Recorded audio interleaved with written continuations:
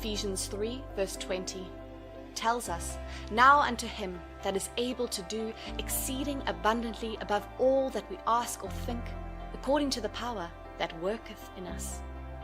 So no matter the inexhaustible list of things you think you need, God can provide them all. And not just stopping there, he can do even more than that which we think we need. He does not even stop at what we need or what we ask for. The verse tells us that he can do far more than we can think or imagine. Beyond your growing needs and desires, God can do abundantly more for you. It does not reduce the wealth he has, and he is not limited in any way. Philippians 4 verse 19 says that God shall supply all your needs according to his riches in glory through Christ Jesus. His supply of your needs is not based on your capacity. It is according to his resources, and he has so much resources in his care. If he could create the heaven and the earth, what then is hard for him to do? Silver and gold belong to him, and he knows the secret to the wealth of hidden treasures. All he needs to do is speak, and it is done. Once he speaks over your life, you will see the supply to your needs met. Just name it. Do you need riches, power, promotion, security, health, long life, joy, children, influence, glory? All of these can be found in God. God has been showing his power of providence right in the Bible days. Below are a few instances where God demonstrated that he is truly a God of plenty. 1. Manna and quail for the Israelites. Exodus chapter 16 covers an interesting story of the Israelites while traveling to the Promised Land. The Israelites had left Egypt, where they were forced into labor. Here God used his servant Moses to get them out of Egypt. But while they were on their journey to the Promised Land, they were starving and started to grumble and wish they were left at Egypt, where they had enough food to eat. Seeing their predicament, God sent them food. In the day, he sent them manna, which was like bread, and then in the evening he gave them quails, which filled up their camps for meat. He provided for them just enough, and he did this for them for 40 years consistently.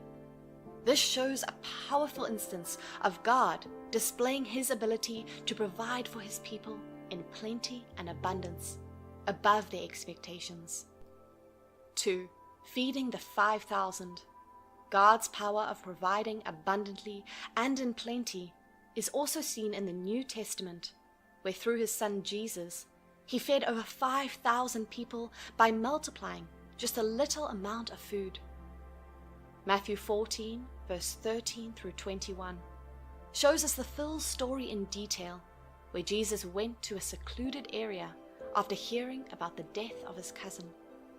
A huge crowd of people followed him there, and having compassion for them, healed their sick.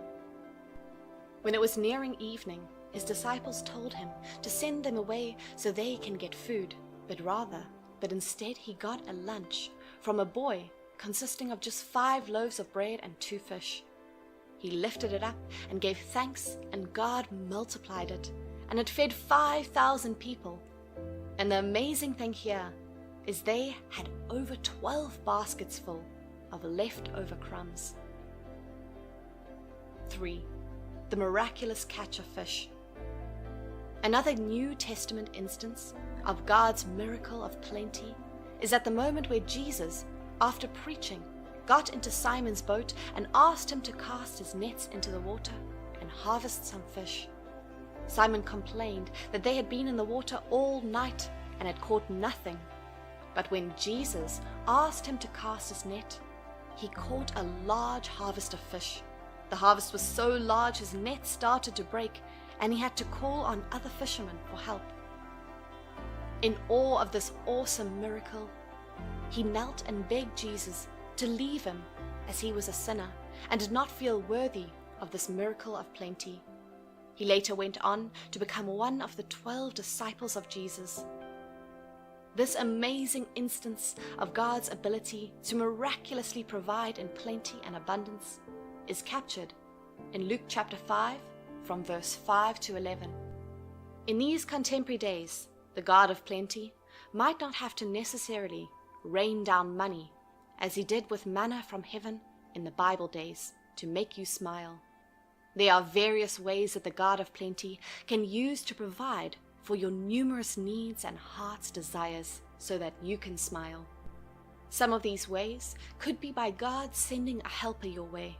It could be a stranger, a family member, a long-lost friend, or even a person who you might not even be expecting any reasonable help from. God could also grant your needs in plenty by giving you an idea or solution that can be able to solve your problem. This idea that he has given you might be the key to your plentiful, and this idea could come to you through a dream, vision, and personal thought, or through advice from people God has positioned around you. Now you know that the God of plenty can still provide for you abundantly above your need, and then make you to smile.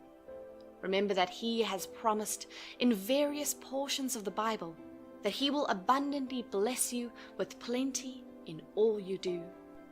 So when you are down, sad, and in dire need, remember to declare these verses and remind yourself of God's promise to bless you plentifully.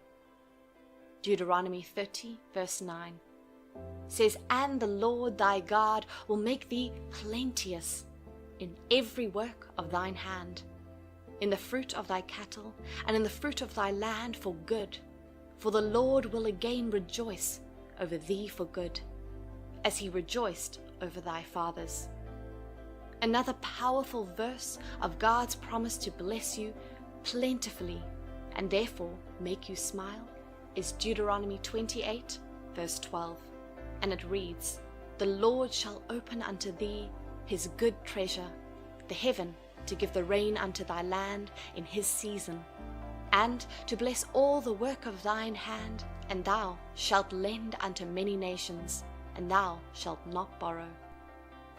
However, for you to begin to enjoy all these promises of God to make you smile by meeting your needs in abundance and in plenty, there are some criteria you must meet. First of all, you must believe that the God of plenty can come and intervene in that moment of dire need. It is only through your faith that you can invite him to bless you abundantly. In addition, you must live a godly and holy life and obey his words. In conclusion, acknowledge that the same God who blessed his children with plenty in the Bible time can still do that for his children in this new age, as he is still the same God yesterday, today, and forever. So whenever you are in that moment of dire need and helplessness, remember that the God of plenty has promised in his word to make you smile, and that God never breaks or goes back on his promises.